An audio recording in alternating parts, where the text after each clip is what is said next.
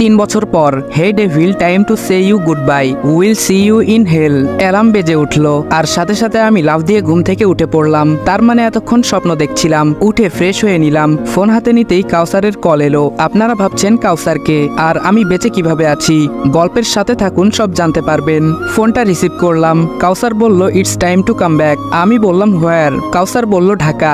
আমি বললাম flight ticket book কর আর ঢাকা বিশ্ববিদ্যালয়ে আমার অ্যাডমিশনের ব্যবস্থা কর। কাউসার বলল as your wish and you don't need flight ticket, you will come in my private jet, sharp 5 PM you will fly from America. আমি বললাম ওকে। ফোন কেটে দিলাম। তারপর ব্রেকফাস্ট করে আমার ব্যাগপত্র গুছিয়ে নিয়ে হালকা রেস্ট নিয়ে নিলাম। তারপর লাঞ্চ করে বেরিয়ে পড়লাম এয়ারপোর্টের দিকে। চলুন ততক্ষণে আপনাদেরকে গত 3 বছরে আমি কোথায় ছিলাম আর বেঁচে গেলাম কি করে সব বলি। সেদিন আমি প্রায় মৃত্যুর মুখে ছিলাম আর তখনই আমার সামনে একটা কালো গাড়ি এসে থামলো। সে ওখান থেকে আমাকে হসপিটালে নিয়ে যায়। 3 দিন পর আমার জ্ঞান ফেরে। জ্ঞান ফিরে যখন আমি নিজেকে হসপিটালে আবিষ্কার করি তখন আমি খুব অবাক হই। আমি জানতে চাই কে আমাকে বাঁচিয়েছে। তখনই পেছন থেকে কেউ বলে উঠলো আমি তখনই পেছনে ফিরে তাকালাম। একজন আমার সমবয়সী লোক, কালো কোট আর প্যান্ট পরা, দেখে মনে হয় কোনো বিজনেসম্যান। আমি বললাম আপনি কে আর আমাকে কেন বাঁচালেন? আপনি জানেন আমি কে? লোকটা হালকা হেসে বলল আমি কাউসার আহমেদ, আমি একজন বিজনেসম্যান। বাকিটা তুমি সুস্থ হওয়ার পর জানতে পারবে। এখন রেস্ট নাও। 1 সপ্তাহ পর এখন আমি পুরোপুরি সুস্থ। কাউসার আমাকে ওর বাড়িতে নিয়ে এলো। আমি বললাম এবার বলুন আপনি আমাকে কেন বাঁচিয়েছেন আর আপনাকে দেখে মনে হয় না আমার সম্পর্কে আপনার কোনো কিছু অজানা আছে। কাউসার বলল চিল মিস্টার ডেভিল, আপনার দরকার একজন বন্ধু আর আমার চাই পাওয়ার, তাই আমি আপনাকে বাঁচিয়েছি। আমি বললাম আমি বুঝলাম না আপনার কথা। কাউসার বলল I want to be the king maker in this city. আমি বললাম এতে আমি কি করতে পারি? কাউসার বলল অনেক কিছু। বর্তমান আন্ডারওয়ার্ল্ড কিং মারুফ আর এই শহরের কিং মেকার হচ্ছে তার পালতু কুত্তা শফিক। শফিকের জন্যই মারুফ তোমাকে ট্রেস করতে পেরেছে। শফিক ওই তানজিলাকে তোমার কলেজে আন্ডার কভার হিসেবে অ্যাপয়েন্ট করে আর তানজিলাকে সামনে রেখে মারুফ তোমাকে মারার প্ল্যান করে এবং সফলও হয়ে যায়। কিন্তু ও জানতো না ওদের কেউ একজন ফলো করছে। সে হচ্ছে the youngest successful businessman Kawsar Ahmed, who wants to be the king maker by the place of Shafiqul Islam. আমি বললাম এতে আমার লাভ কি? কাউসার বলল তোমার শত্রুকে শেষ করার জন্য আমি তোমাকে সকল প্রকার ব্যাক সাপোর্ট দেব, বিনিময়ে তুমি আমাকে পাওয়ার দেবে। এই শহরে মেয়র হতে চাই আমি। আমি বললাম ওকে, কিন্তু আগে আমার কাজ করতে হবে। আমার মিশন শেষ হয়ে গেলে তুমি হবে এই শহরের কিং মেকার। তারপর কাউসার আমাকে আমেরিকা থাকার ব্যবস্থা করে দেয় আর এই 3 বছর আমি এখানেই ছিলাম। আপনাদের সাথে কথা বলতে বলতে আমি এয়ারপোর্টে চলে এলাম। তারপর প্লেনে বাংলাদেশে চলে এলাম। এয়ারপোর্ট থেকে কাউসারের পাঠানো গাড়িতে করে চলে এলাম বাসায়। কাউসার বলল ওয়েলকাম ব্যাক ডেভিল। আমি বললাম তোকে যা বলেছি সেটা হয়ে গেছে। কাউসার বলল তুই বলবি আর সেটা হবে না। তা কি হয় বল? আজকে রেস্ট নে, কাল সকাল থেকে ভার্সিটিতে যেতে পারবি। আর হ্যাঁ, তোর জন্য কাল ভার্সিটিতে একটা সারপ্রাইজ আছে। আমি বললাম কি সারপ্রাইজ? কাউসার বলল সেটা ভার্সিটি গেলেই জানতে পারবি। আমি বললাম আমার থাকার ব্যবস্থা ভার্সিটির হোস্টেলে কর। কাউসার বলল আমার এত বড় বাড়ি থাকতে তুই হোস্টেলে কেন থাকবি? আমি বললাম যেটা বলছি সেটা কর। পাল্টা প্রশ্ন ডেভিল পছন্দ করে না। কাউসার বলল সরি, হয়ে যাবে। পরের দিন কলেজে গিয়ে সব ফর্মালিটি শেষ করে হোস্টেলে চলে এলাম। তখন আমার ফোনে একটা কল এলো। কাউসার ফোন করেছে। ফোনটা রিসিভ করে বললাম তোকে কতবার বলেছি যখন তখন আমাকে ফোন করবি না। কাউসার বলল একটু দরকার ছিল তাই ফোন করেছি। আমি বললাম কি দরকার? কাউসার বলল তোর রুমের দরজা খুলে দেখ। আমি বললাম কেন, কি হয়েছে? কাউসার বলল সারপ্রাইজ আছে বলেছিলাম না, দরজাটা খোল। তারপর আমি দরজাটা খুলেই অবাক হয়ে গেলাম। আমি সত্যি সত্যি সারপ্রাইজড হয়ে গেলাম, কারণ আমার সামনে সাইমন দাঁড়িয়েছিল। সাইমন বলল কেমন আছিস দোস্ত? আমি বললাম ভালো, তোর কি খবর? সাইমন বলল ভালো না, মারুফের ভয়ে এই ঢাকা শহরে পালিয়ে আসতে হয়েছে, কিন্তু মারুফ তাও আমার পিছু ছাড়েনি, ঢাকাতেও চলে এসেছে আমাদেরকে মারার জন্য। আমি ওর কথা শুনে একটু হাসলাম। সাইমন বলল তুই হাসছিস কেন? আমি বললাম আমার হাসির কারণ কবে থেকে তোকে বলে দিতে হচ্ছে। আর বাকি সবাই কোথায়? সাইমন বলল সবাই আছে কাউসার সাহেবের সেফ হাউজে। আমি বললাম তুই বস, আমি আসছি। সাইমন বলল কোথায় যাচ্ছিস? আমি কিছুই বললাম না, শুধু মুচকি একটা হাসি দিয়ে বাহিরে চলে আসলাম। তারপর কাউসারকে ফোন দিলাম। আমি বললাম হ্যালো। কাউসার বলল হ্যালো। আমি বললাম কিছু কাজ আছে। কাউসার বলল আমি জানি, তোমার বন্ধুদেরও তোমার সাথেই থাকার ব্যবস্থা করতে হবে। আমি বললাম কাউসার বলল হয়ে যাবে। আমি বললাম গুড, আমি রাখছি এখন। তারপর সাইমনকে সব বুঝিয়ে বললাম। পরের দিন সকালে ঘুম ভাঙলো সাইমনের ডাকে। সাইমন বলল কিরে ভার্সিটিতে যাবি না? সাইমনের ডাকে উঠে ফ্রেশ হয়ে বের হলাম কলেজের উদ্দেশ্যে। ক্লাসে যাচ্ছিলাম তখন পেছন থেকে কেউ ডাক দিল, এই খ্যাত এদিকে আয়। আমি এদিক ওদিক তাকিয়ে আবার হাঁটা ধরলাম, তখন আবার ডাক দিল, এই সাদা শার্ট। আমি বললাম জি, আমাকে ডাকছেন? মেয়েটা বলল, তুই ছাড়া এখানে আর কোন খ্যাত আছে? আমি তাদের কাছে গিয়ে দাঁড়ালাম।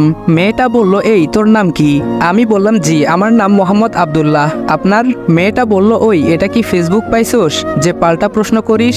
যা জিজ্ঞেস করব শুধু তার উত্তর দিবি। আমি বললাম ঠিক আছে।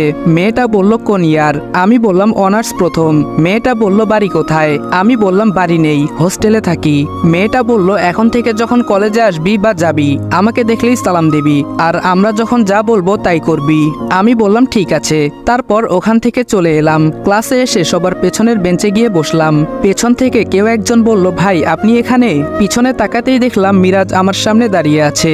মিরাজ আরো কিছু বলতে যাবে তার আগেই আমি ওকে চোখের ইশারায় থামিয়ে দিলাম। ও আমার পাশে এসে বসলো।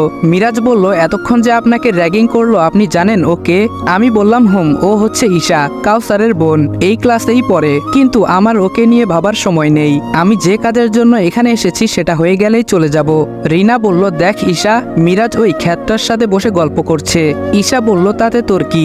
রিনা বলল, আমার কিছু না, কিন্তু একটা জিনিস আমার বুঝতে কষ্ট হচ্ছে। মিরাজ আমাদের কলেজের সবচেয়ে হ্যান্ডসাম ও স্টাইলিশ ছেলে। ওর সাথে কথা বলার জন্য আমাদের ক্লাসের সবাই চেষ্টা করছে, কিন্তু ও কাউকেই তেমন পাত্তা দেয় না। কিন্তু ও ওই ক্ষেত্রের সাথে কি করে? ঈশা বলল, সেটা ওকে গিয়ে জিজ্ঞেস কর, আমার মাথা খাস না। এক এক করে সব ক্লাস শেষ করে বাড়ি ফিরছিলাম। কলেজের গেট দিয়ে যেই বের হব তখনই পেছন থেকে ঈশা বলল, এই খ্যাত এদিকে আয়। আমি বললাম জি বলেন। ঈশা বলল, তোকে সকালে বললাম না আসতে যেতে আমাকে সালাম দিবি? আমি বললাম, আপনি তো সেম ক্লাসের, তো আপনাকে কেন সালাম দিব? আপনি তো আমার সিনিয়র না। আইরিন বলল, ওই তোর মুখে অনেক বুলি ফুটছে না, এক্ষুনি ক্ষমা চা, নইলে ফল ভালো হবে না। আমি বললাম, আমি মাফ চাইতে পারবো না, কারণ আমি কোনো অন্যায় করিনি। আপনাদের যা খুশি তাই করতে পারেন। ঈশা রেগে গিয়ে বলল, তুই জানিস আমি কে? আমি বললাম, কেন আপনি জানেন না আপনি কে? ঈশা বলল, তুই দেখ এবার আমি তোর কি করি। আমি বললাম, এখন দেখা দেখির সময় বা ইচ্ছা কোনোটাই নাই। তারপর ওখান থেকে চলে আসলাম। ঈশা তো রেগে আগুন। ওখান থেকে এসে পুকুর পাড়ে একটা গাছের নিচে বসলাম। এবার আপনাদের ছোট করে ঈশার পরিচয়টা দেই। ঈশা হচ্ছে গল্পের নায়িকা। পুরো নাম ইশারা জাহান অবন্তী, কাউসারের একমাত্র বোন। আর কাউসারকে সে তো আপনারা জানেন, দেখতে মাশাল্লাহ খুব সুন্দর, দুধে আলতা গায়ের রং, টানা টানা চোখ, হাসলে যেন মুক্তা ঝরে। এমনিতে খুব ভালো, যে ওর সাথে তাল মিলিয়ে চলবে ও তাকে সবসময় গার্ড করবে অন্যদের থেকে। আর যদি কেউ ওর ইগো হার্ট করে তাহলে তার কোনো রক্ষা নেই। রেগে গেলে ও খুবই ডেঞ্জারাস হয়ে যায়। ওর সাথে ওর কিছু চামচাও থাকে, আই মিন বান্ধবী। তারা হচ্ছে রিনা ইসলাম, আইরিন রহমান আশা, নীলা, আয়েশা রহমান আর ইন্তেসা। প্রায় সন্ধ্যার দিকে হোস্টেলে ফিরলাম, ফ্রেশ হয়ে শুয়ে পড়লাম। তখনই কাউসারের ফোন এলো।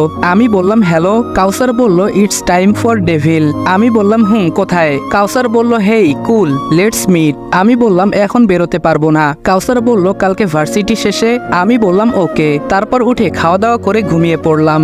সকালে উঠে ফ্রেশ হয়ে হালকা নাস্তা করে ভার্সিটিতে গেলাম। ভার্সিটি গেট দিয়ে ঢুকতেই ঈশা এসে আমার সামনে দাঁড়ালো। ঈশা বলল, কাল তোকে বললাম মাফ চেয়ে নে, তুই চাইলি না, আজকে দেখ তোর কি হাল করি। বলেই কাকে যেন ফোন করলো। আমি সেখানে দাঁড়িয়ে না থেকে কলেজের ক্যান্টিনে এসে বসলাম। কিছুক্ষণ পরে কলেজে একটা গাড়ি এসে থামলো। গাড়িটা হচ্ছে পুলিশের। পুলিশ গাড়ি থেকে নেমে ঈশার সামনে দাঁড়ালো। ঈশা হাত দিয়ে আমার দিকে ইশারা করে দেখালো। তখন সাইমন আর বাকি সবাই আমার সাথেই ছিল। আমি ওদের বললাম, সাইমন, এখানে যা কিছু হয়ে যাক না কেন তোরা কিছু করবি না। সাইমন বলল, কিন্তু দোস্ত। আমি ওকে থামিয়ে দিয়ে বললাম, যেটা বলেছি সেটা কর, কাউসারকে ফোন দিয়ে আসতে বল। সাইমন বলল, ওকে। পুলিশ এসে আমার সামনে দাঁড়ালো। আমাকে জিজ্ঞেস করলো, এই তুই আব্দুল্লাহ? আমি বললাম জি। পুলিশ বলল, শালা দেখতে তো অনেক ইনোসেন্ট, মনে হয় ভাজা মাছটাও উল্টে খেতে জানো না, আর ভার্সিটি এসে সুন্দর মেয়ে দেখে টিচ করো। আমি বললাম, স্যার আপনার ভুল হচ্ছে, আমি কাউকে টিচ করিনি। পুলিশ বলল, শালা আমার মুখের উপর কথা বলিস? এই বলে আমার গালে সজোরে একটা চড় মারলো। আমার ঠোঁট কেটে রক্ত পড়তে শুরু করলো। তারপর তারা আমাকে থানায় নিয়ে গেল। থানায় ঢুকেই ঈশা অবাক হয়ে গেল, কারণ আমাদের আগেই সেখানে কাউসার এসে বসে আছে। এসআই বলল, হ্যালো মিস্টার কাউসার, আপনি এখানে কেন? আমাকে একটা ফোন করলে আমি চলে যেতাম আপনার কাছে। কাউসার বলল, আগে বলুন আপনি ওকে কেন থানায় এনেছেন? এসআই বলল, ইফটিজিং কেস। কাউসার বলল, ও কাকে টিচ করেছে? এসআই বলল, ঈশা ম্যাডামকে। কাউসার বলল, oh really, do you have any proof? SI বলল, আপনার বোন আমার কাছে এসে কমপ্লেন করেছে, তাই আমাকে এর বিরুদ্ধে অ্যাকশন নিতে হয়েছে। কাউসার বলল, উকিল সাহেব? উকিল বলল, জি স্যার। কাউসার বলল, ওর জামিনের কাগজটা এসআই সাহেবকে দিন। তারপর আমার জামিন করিয়ে নিয়ে এলো। আর ওইদিকে ঈশা তো আরো রেগে আগুন হয়ে যাচ্ছে। আসলে আশা বলল, কিরে দোস্ত, কি হলো কিছুই তো বুঝতে পারতাছি না। ওই ফকিন্নিটার জামিন করানোর জন্য তোর ভাই নিজে এসেছে? স্ট্রেঞ্জ। ঈশা বলল, আমিও কিছুই বুঝতে পারছি না, তবে হ্যাঁ, ওই ছোট লোকের বাচ্চাকে সাইজ না করা অবধি আমার শান্তি নেই। এদিকে কাউসার বলল, এই নাও রবিন চৌধুরীর অ্যাড্রেস। আমি বললাম, যেগুলো বলেছিলাম সেগুলো? কাউসার বলল, রবিনের বাসার চারদিকে টেরোরিস্টের একটা গ্যাং ওকে গার্ড করার জন্য রয়েছে, যাদেরকে ও স্পেশাল ভাবে অ্যাপয়েন্ট করেছে। তাছাড়া ও বাহিরে বের হলে ওর গায়ে বুলেট প্রুফ জ্যাকেট ও বুলেট প্রুফ কার ইউজ করে, আর সবসময় ওর সাথে গার্ড থাকে, তবে একটা সময় বাদে। আমি বললাম, কখন? কাউসার বলল, সপ্তাহে একদিন ও ওর প্রাইভেট গেস্ট হাউসে থাকে, তখন ওর সাথে কোনো গার্ড থাকে না, আর সেটা আজকেই। তবে তুমি ওকে মারার জন্য বেশি সময় পাবে না, কারণ ও বেশি সময় গেস্ট হাউসে থাকে না। রাত 1:30 থেকে 3:30 তখন ও ওর গেস্ট হাউসে থাকে। এ সময়ের মধ্যে ওকে মারতে হবে। তুমি কি পারবে এত কম সময়ে? আমি কাউসারের কথা শুনে হাসলাম। কাউসার বলল, তুমি হাসছো কেন? সাইমন বলল, ভাই তোর কথা শুনে হাসছে। কাউসার বলল, কেন? আমি কি এমন বললাম হাসির মতো? সাইমন বলল, কাউসার ভুলে যাস না ভাই, অস্ত্র তো জমা দিয়ে দিছে অনেক আগেই, কিন্তু ট্রেনিং সেটা এখনো আছে। 2 ঘন্টা অনেক সময়। আমি বললাম, আমার প্রয়োজনীয় জিনিসগুলো? কাউসার বলল, সব গাড়িতে রাখা আছে। আমি বললাম, হ্যাঁ তাহলে ঠিক আছে, তুই এখন যেতে পারিস। কাউসার বলল, ওকে। তারপর কাউসার চলে গেল। আমি বললাম, সাইমন দিয়াকে কল কর। তারপর সাইমন দিয়াকে কল করলো। প্রথমে রিং হয়ে কেটে গেল, তারপর দিয়া ফোন ব্যাক করলো। দিয়া বলল, হ্যালো। আমি বললাম, হেই দিয়া, it's time two wake up baby. দিয়া বলল, হুম, অ্যাড্রেস অ্যান্ড প্ল্যান আমার পার্সোনাল আইডিতে মেল করো। আমি বললাম, কিছু বলার আগেই বুঝে নিয়েছো? Good, that's my lady. তারপর আমরা সবাই হোস্টেলে চলে এলাম। এখন শুধু রাতের অপেক্ষা। ওইদিকে ঈশা বলল, ভাইয়া তুমি কেন ওই ছেলেটাকে বাঁচালে? কে ও? কাউসার বলল, ও একবার আমার প্রাণ বাঁচিয়েছে, তাই ওর প্রতি একটা দায়িত্ববোধ আমার আছে। ঈশা বলল, প্রাণ বাঁচিয়েছে তো কি হয়েছে? আমার থেকে কি ওই ছোট লোকটা তোমার কাছে বেশি নাকি? কাউসার বলল, জানি না, শুধু জানি ও খুব ভালো ছেলে, তুই আর কোনোভাবে ওকে কষ্ট দিবি না, ব্যাস। ঈশা রেগে চলে গেল ওর রুমে। রাত 3টা। রবিন রক্তাক্ত অবস্থায় আমার সামনে বসা। দিয়া বলল, আমার কাজ শেষ, আমি এখন আসি। আমি বললাম, কোথায় যাবে ডার্লিং? সবে তো তোমার কাজ শুরু, তুমি এখানেই থাকো। দিয়া বলল, কিন্তু আমি থাকবো কোথায়?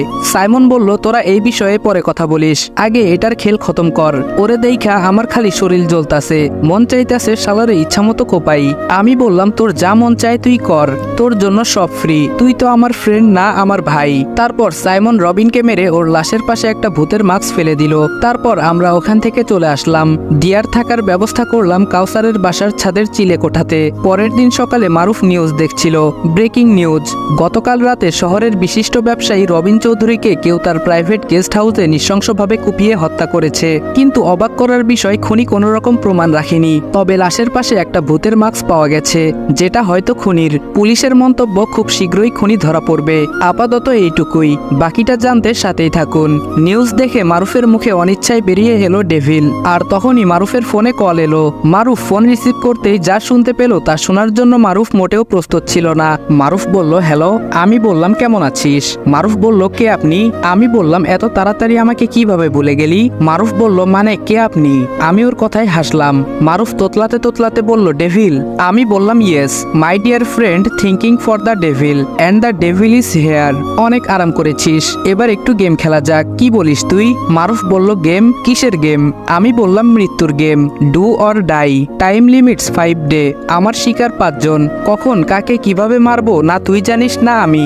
ওরা তোর সঙ্গী, তুই চাইবি ওদের বাঁচাতে আর আমি মারতে, কারণ যে তোর সঙ্গী সে আমার দুশ্মন। ওদের না বাঁচালে তোর জন্য বিপদ, কারণ আমি যত ওদের কাছে এগোবো মৃত্যু তত তোর কাছে আসবে। Stop me if you can, the game is on and your time start now. Maruf বলল, হ্যালো ডেভিল। আমি ফোন কেটে দিলাম। সাইমন বলল, আমরা তো জানি না ওরা কোথায় আছে, তাহলে ওদের মারবো কিভাবে? আমি ওর কথায় কিছুটা হাসলাম। সাইমন বলল, শফিক আর ওই এসআই, তাদের কি করবি? আমি বললাম, এভরিওয়ান হ্যাভ টু ডাই। কাউসার বলল, তুমি ওকে চ্যালেঞ্জ কেন করলে? ও তো এখন সাবধান হয়ে যাবে। আমি একটা শয়তানি হাসি দিয়ে বললাম, সেটাই তো আমি চাই। কাউসার বলল, মানে? আমি বললাম, when devil is on action don't show any reaction, do what I say. Kawsar বলল, ওকে। আমি বললাম, সাইমন। সাইমন বলল, হুম বল। আমি বললাম, শফিককে ফোন কর। সাইমন বলল, হুম। তারপর শফিককে ফোন করলো। ফোন রিসিভ করার পর শফিক বলল, হ্যালো। আমি বললাম, শফিক, মারুফের সাথে থেকে অনেক উড়েছিস, এখন সময় হয়ে গেছে তোর ডানা ছেটে দেওয়ার। শফিক বলল, কে তুই? আর তুই জানিস তুই কার সাথে কথা বলছিস? আমি বললাম, কথা যখন বলছি তখন জেনেই বলেছি, এখন প্রশ্ন হচ্ছে তুই কি জানিস তুই কার সাথে কথা বলছিস? বলছিস? শফিক বলল, তুই যেই হস, নিজের ভালো চাস তো মাফ চা আমার কাছে, না হলে তোকে জেলের ভাত খাইয়ে ছাড়বো। আমি ওর কথায় উচ্চস্বরে হেসে বললাম, ডেভিলকে আটকে রাখতে পারে এমন পুলিশ আর এমন জেল এখনো তৈরি হয়নি। শফিক তোতলাতে তোতলাতে বলল, ডেভিল। আমি বললাম, ভয় পাস না, আমি তোকে কিছুই করব না, প্রমিস, কিন্তু আমার একটা কাজ করে দিতে হবে। শফিক বলল, কি করতে হবে বলেন, আমি সবকিছু করতে রাজি আছি। আমি বললাম, যেভাবে আমার পিছে থেকে আমাকে ছুরি মেরেছিলি সেভাবে মারুফকেও মারতে হবে, না হলে তোকে মরতে হবে। শফিক বলল, ভাই আমি আপনার কাজ করতে রাজি আছি, আমাকে মারবেন না প্লিজ। আমি বললাম, এসআই রানা, আমার ওকে চাই। শফিক বলল, পৌঁছে যাবে। আমি বললাম, সময় আর জায়গা তোকে মেল করে দেওয়া হবে, তবে কোনো রকম পলিটিক্যাল বুদ্ধি খাটালে নিজের জানটা আর ধরে রাখতে পারবি না। শফিক বলল, আপনি নিশ্চিত থাকুন ভাই, এরকম কিছুই হবে না। তারপর আমি ফোন কেটে দিলাম। পরের দিন, অনেকদিন কলেজে যাওয়া হয় না, তাই আজকে কলেজে গেলাম। কলেজের গেট দিয়ে ঢুকতেই কয়েকটা ছেলে এসে আমার রাস্তা আটকালো। ছেলেগুলোকে আগে কখনো দেখিনি। তখন ছেলেগুলোর পেছন থেকে ঈশা বেরিয়ে এলো। ঈশা বলল, তোকে কতবার বললাম সরি বলে নে, তুই শুনলি না, এবার দেখ তোর কি হাল করি। এই মার ওকে, যতক্ষণ না আমাকে সরি বলবে ততক্ষণ ওকে মারবি। তারপর ছেলেগুলো আমাকে মারতে শুরু করলো, যে যেভাবে পারছে আমাকে পেটাচ্ছে, আর আমি চুপচাপ মার খেয়ে যাচ্ছি। এক পর্যায়ে আমার নাক মুখ দিয়ে রক্ত বেরোতে লাগলো, আমি প্রায় আধমরা অবস্থা। তখন কেউ একজন এসে ওই ছেলেগুলোকে ধাক্কা দিয়ে সরিয়ে দিল, আর আমাকে মাটি থেকে টেনে তুলে একটা বেঞ্চে বসালো। আমি কিছু দেখতে পাচ্ছিলাম না, কারণ আমার মাথা ফেটে অনেক রক্ত ঝরছিল। আবছা চোখে দেখতে পেলাম আশা। আমি মনে মনে বললাম, আরে এটা তো ঈশার বন্ধু, ও আমাকে কেন বাঁচাতে এলো? তখন আশা ঈশাকে বলল, তুই কি মানুষ? কেউ কারোর সাথে এমন করতে পারে? দেখ ছেলেটাকে কেমন অমানুষের মতো পিটিয়েছে এরা, আর তুই দাঁড়িয়ে মজা নিচ্ছিস। ও তো ভুল কিছু করেনি, ও তো ঠিকই বলেছে, আমরা তো সেম ক্লাসে পড়ি, তো ওকে আমরা র্যাগিং কেন করব? মানছি ও তোর ইগো হার্ট করেছে, তার জন্য তুই ছেলেটাকে থানায় অবধি নিয়ে গেছিস। আচ্ছা তুই বল, ওর জায়গায় যদি তুই হতি আর কেউ তোকে বিনা কারণে মিথ্যা অপবাদ দিয়ে পুলিশে দিত, তাহলে তুই কি করতি? ঈশা বলল, খুন করে ফেলতাম তাকে। আশা বলল, তুই তাকে খুন করে ফেলতি, কিন্তু ও কি তোকে কিছু করেছে? করা তো দূরে থাক, ও তোকে কিছুই বলেনি, তাহলে তুই এমনটা কেন করলি? আমি আর বসে না থেকে সেখান থেকে চলে আসতে নিলাম, কিন্তু প্রচন্ড ব্যথার কারণে দাঁড়াতে পারলাম না, পড়ে গেলাম মাটিতে। তখন আশা দৌড়ে এসে আমাকে ধরলো। আশা বলল, একা হাঁটতে পারেন না তো হাঁটতে যান কেন? আমাকে ডাকলেই পারতেন। আমি বললাম, না আমি একাই পারবো। আশা বলল, বললেই হলো একা পারবো? দাঁড়াতেই তো পারছেন না, হাঁটবেন কি? চলুন আমি আপনাকে ডাক্তারের কাছে নিয়ে যাই। তখন আমি সাইমনকে ইশারা করলাম এখানে আসতে। সাইমন এখানেই ছিল, কিন্তু আমি ওদের আগেই বারণ করেছি কলেজে আমার সাথে যাই কিছু হোক না কেন ওরা যেন সামনে না আসে। সাইমন বলল, দিন, আমি ওনাকে ডাক্তারের কাছে নিয়ে যাই। আশা বলল, আপনি কে? সাইমন বলল, আমি new admission, same batch. Irene বলল, ওহ, আপনাকে ধন্যবাদ, তবে আপনাকে কষ্ট করতে হবে না, আমি নিয়ে যাচ্ছি উনাকে। সাইমন বলল, আরে আপনি একা পারবেন না, তার থেকে বরং আমি নিয়ে যাই, আর উনি তো আপনার সাথে যেতে চাইছে না। আশা বলল, কেন যেতে চাইবে না? সমস্যা কোথায়? আমি বললাম, because I am not comfortable with girl, so please leave me alone. রাগে আমার চোখ রক্তবর্ণ ধারণ করেছে। সাইমন বুঝতে পেরে সাথে সাথে আমার কানে বলল, রেদওয়ান কি করছিস তুই? শান্ত হ। আমি আবার স্বাভাবিক হওয়ার চেষ্টা করলাম। আশাকে বললাম, সরি, আসলে আমি মেয়েদের থেকে সবসময় দূরে থাকতে পছন্দ করি। আশা কিছু বলবে তার আগেই সাইমন বলল, দেখুন এখানে দাঁড়িয়ে কথা বলে সময় নষ্ট করার কোনো মানে হয় না, আমার মনে হয় উনাকে তাড়াতাড়ি ডাক্তারের কাছে নিয়ে যাওয়া উচিত। এরপর সাইমন আর আমি সেখান থেকে চলে এলাম। কলেজ থেকে বেরিয়ে কিছু দূর রিক্সা করে আসার পর রিক্সা থেকে নেমে আমার গাড়িতে উঠে বসলাম। তারপর সাইমনকে বললাম লেকের কাছে নিয়ে যেতে। সাইমন বলল, কিন্তু তোর তো এখন ডাক্তারের কাছে যাওয়া উচিত। আমি বললাম, যা বলছি তাই কর, আর শফিককে ফোন করে বল এসআইকে লেকের পাশে পোড়া বাড়িতে পাঠাতে। কিছুক্ষণ পর আমরা সবাই সেখানে পৌঁছালাম। আসসালামু আলাইকুম এভরিওয়ান। কি হয়েছিল 1 বছর আগে গল্পের সিজন 2 প্রথম পর্ব এখানেই শেষ করলাম। ভিডিওটা ভালো লাগলে লাইক এবং কমেন্ট করে দিও, আর চ্যানেলে নতুন হলে সাবস্ক্রাইব করতে ভুলবে না। তো দেখা হচ্ছে নেক্সট কোনো ভিডিওতে, ততক্ষণ ভালো থাকবা, সুস্থ থাকবা, আল্লাহ হাফেজ।